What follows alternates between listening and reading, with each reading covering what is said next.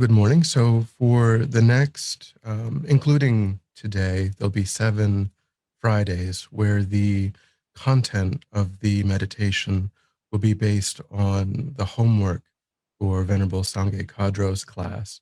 But of course, all of that material is very, very similar to what we would be, normally doing anyway. So, if you can, take a look at the class in person or on YouTube.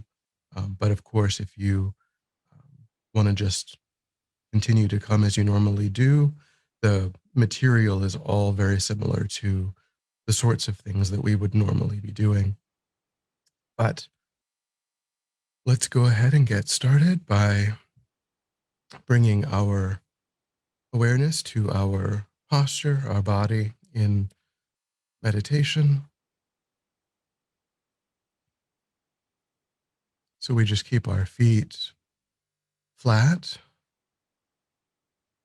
and we maintain an awareness of the spine being straight and the torso being open. Our eyes are gently closed or slightly open to let in enough light to maintain awareness.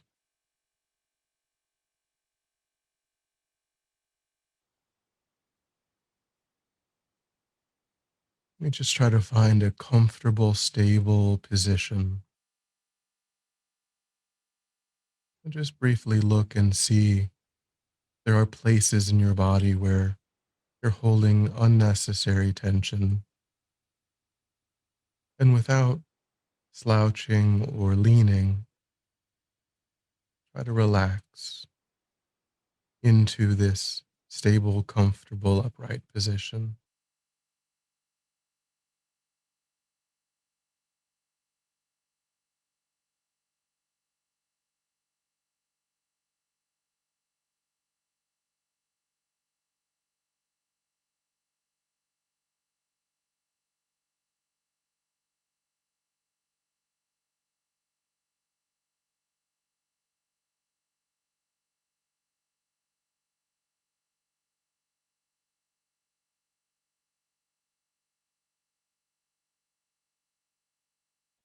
Then try to feel as though you move your awareness away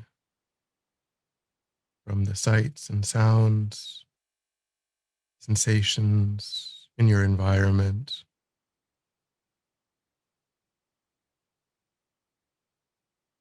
And you also turn away from preoccupations, plans.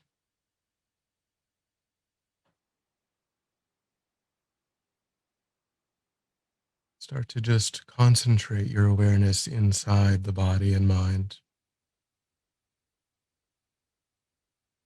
You can use the physical sensation of the air as it passes into and back out of the tip of the nostrils as a way of anchoring your attention, letting go again and again of anything that might arise in the mind that isn't that sensation, gently lifting your attention from the distraction and placing it back on the breath.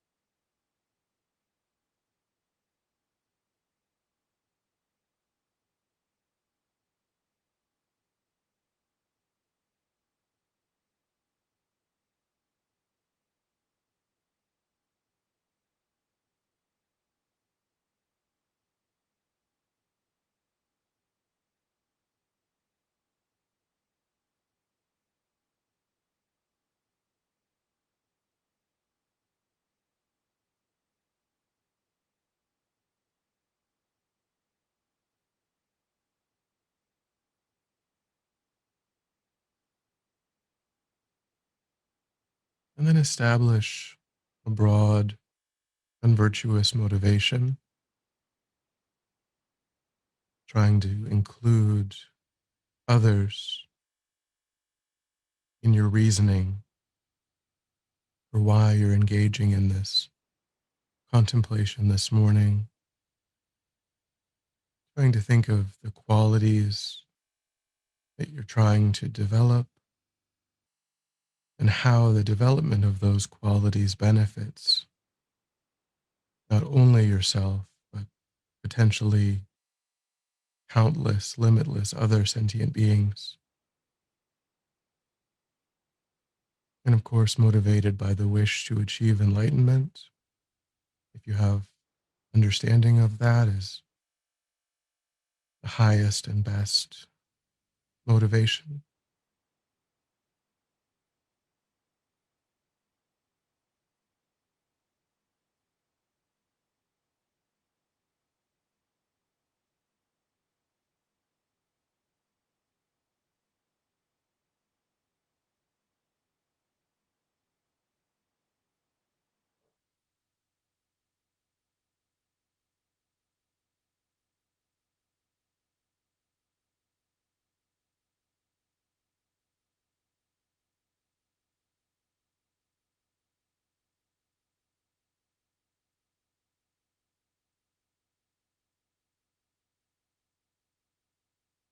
And then we'll start with the reflection from the first class, and we'll just progress in future weeks from that. But the contemplation in the first class was on the four noble truths, the four things that are known to be the truth by those who've directly perceived the ultimate nature of reality. When those beings look at the world, they describe the world in these four ways. So the first is the truth of unsatisfactory conditions.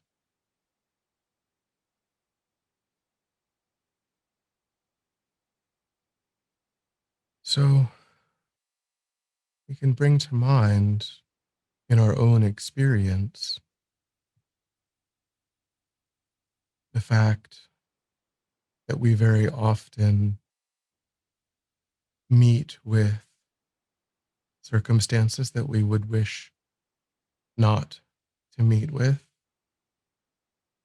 We're very often separated from circumstances that we would wish to continue.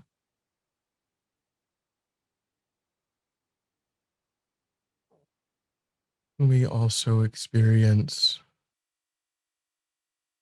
difficulties that arise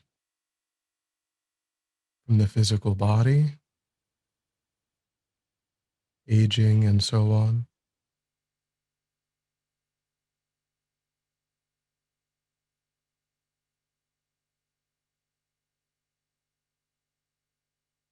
And even the actions that we pursue, the things that we enjoy,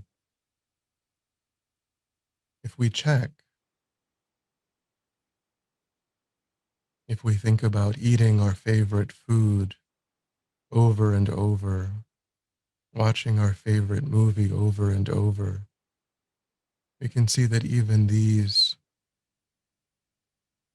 things that we spend so much time pursuing, they themselves would lose their enjoyment with that kind of repetition. If they were really in the nature of true happiness, they would make us more and more happy.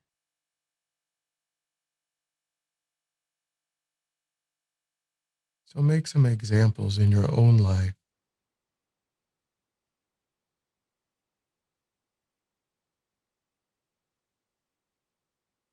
about the obstacles challenges and difficulties that you have faced.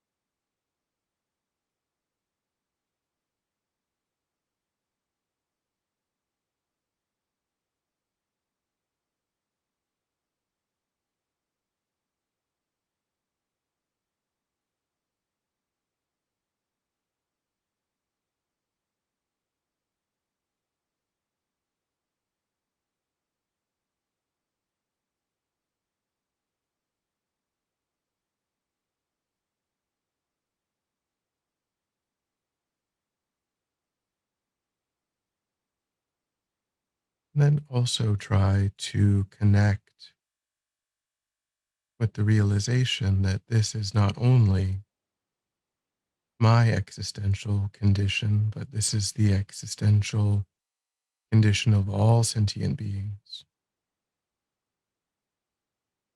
We may sometimes not see the suffering of the very wealthy, the very privileged.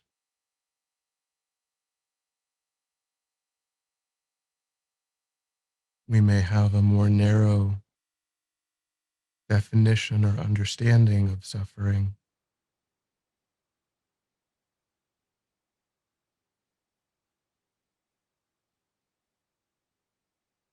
but realizing that there are no sentient beings that are free of obstacles is what creates the groundwork for, for genuine love and compassion. It embraces all sentient beings.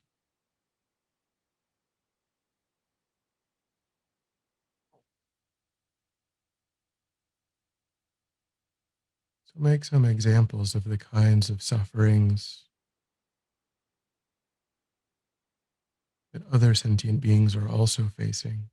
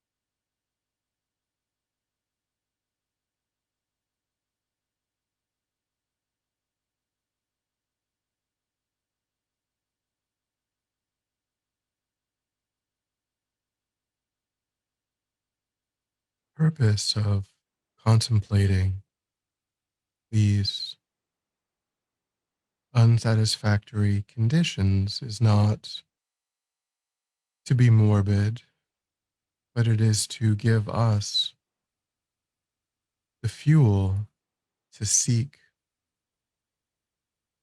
the origins, the causes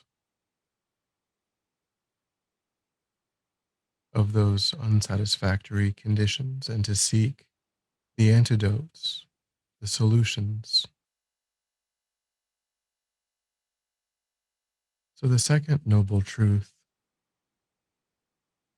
is the truth of the origin or cause of unsatisfactory conditions.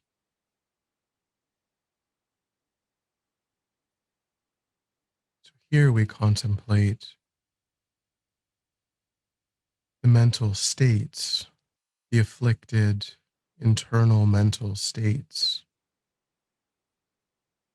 like hatred, greed, envy, malice, and the unwise, unskillful, harmful actions that arise motivated by those states.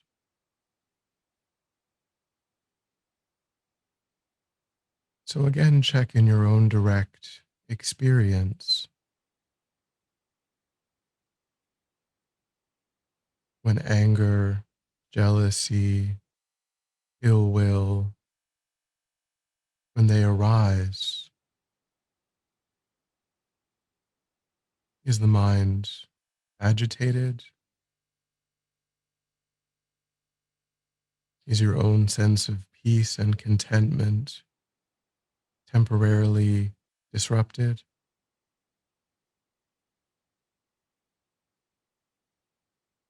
And when those states arise, are you more or less likely to engage in actions that harm others?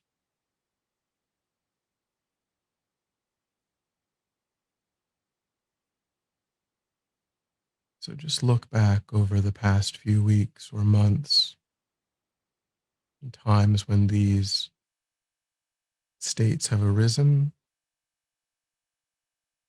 and how they made you feel and the implications of the actions that followed.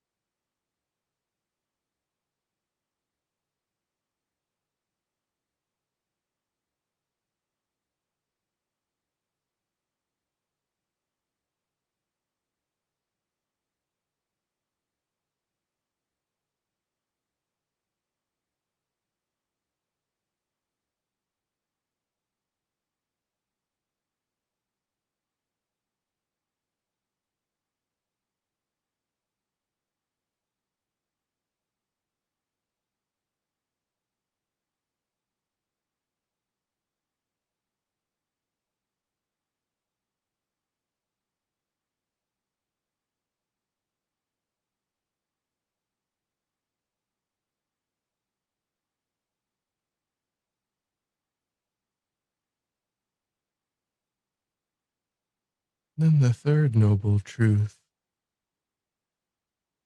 is the truth of the cessation of unsatisfactory conditions.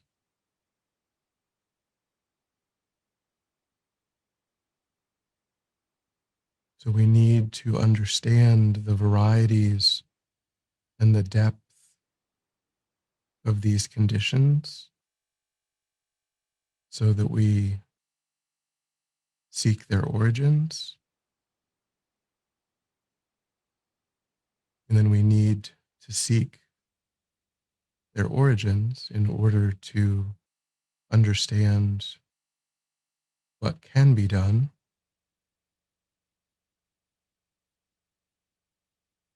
And now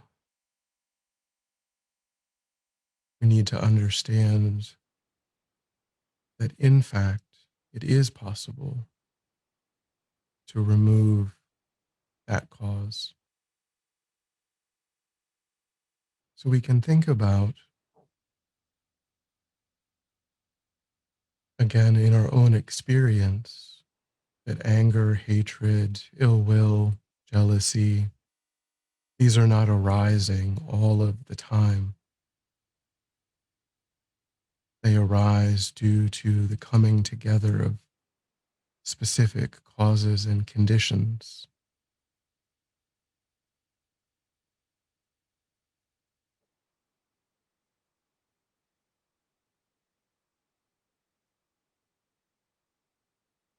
And so the mind itself, the essence of the mind, is not oneness with these states. These are temporary, adventitious arisings in the mind.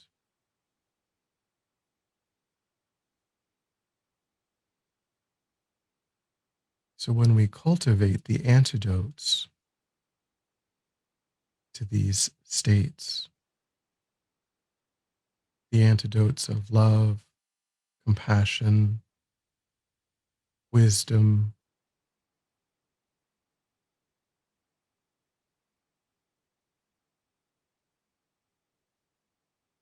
it's possible to be free of these states.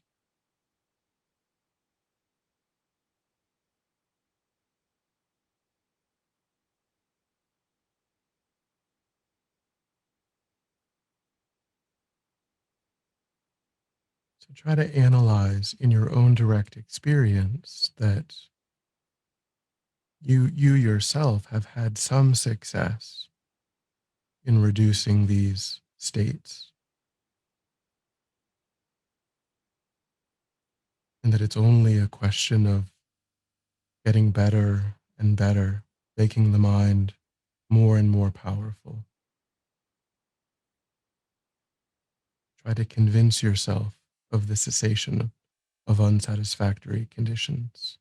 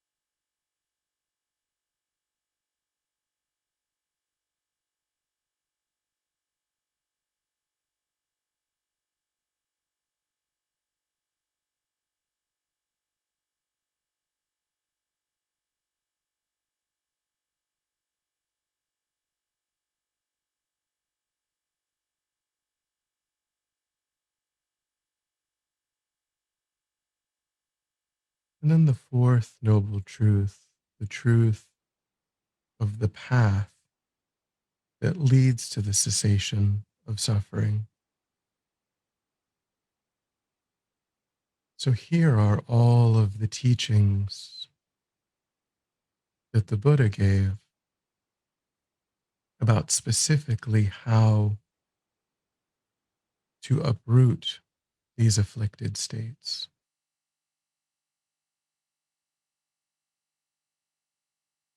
So we can see that to some extent, we've applied these in our own experience. We've gotten some results, and we can see that for thousands of years, great meditators, great masters have been reliably following in the footsteps of the Buddha and getting the same results. So there is a living, repeatable, reliable process that uproots these afflicted states. So make some examples of that demonstrate that to you, that there is a logical, existent process that I myself can follow.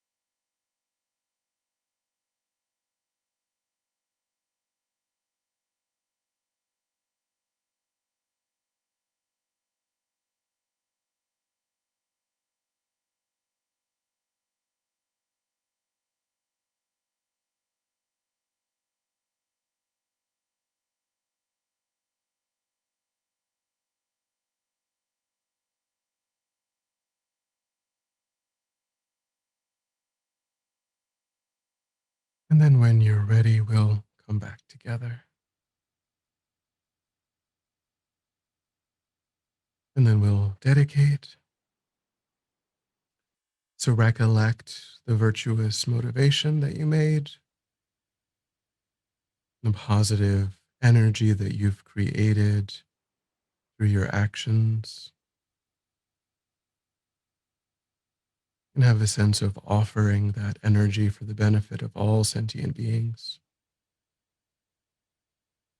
And by developing insight into the nature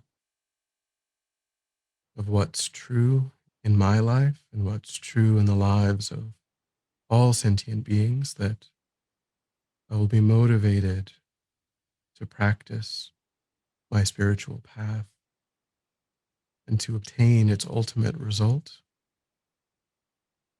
full enlightenment for the benefit of all sentient beings without exception.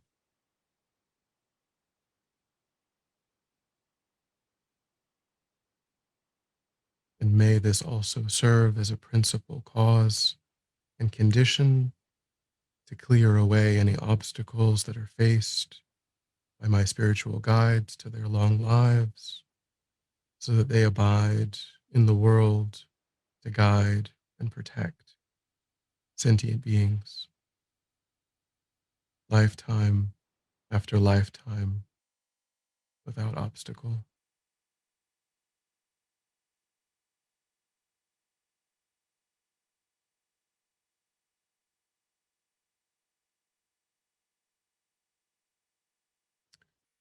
Thank you